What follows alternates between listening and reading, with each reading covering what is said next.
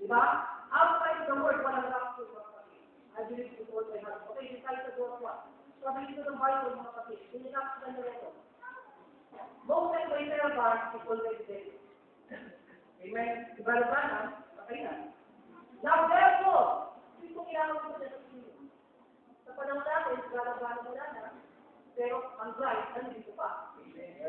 Now, therefore, arise, go with Jordan. Di ba, nung makapatid ang inyong niya, first come out. Restoration 7, makapagkabal ng kapatid. Then, after matulog, ibang sa kapatid, kung sa business din, itinutulong niya ang kapatid ng magandaan ng palitan. Ang may kapatid, yun ay mga mystery. Mga mystery sa kanilang pagbinig dahil hindi pa sila nakakita na kupat sa ganito. Nanggagas at tulog mga kapatid.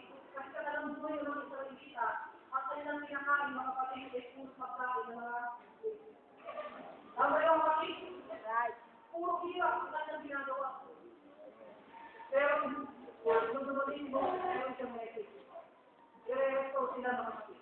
At hindi lang i-restore yung kanilang kalayakan. Ang Diyos ay nagbibigay sa kanila. Ano yung binibigay ng Diyos sila Diyos ko sa panahon yun? Na merong vlog.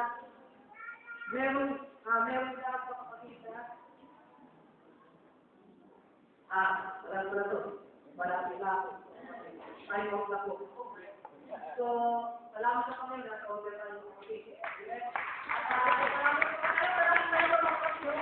At ang mga kapatid alam ko na nakakabili yung pinaka-view ng kapatid. Kaya kung may mga pagod sa inyo na kailangan na ito na kayo, mag-istay na lang ito pastor nyo.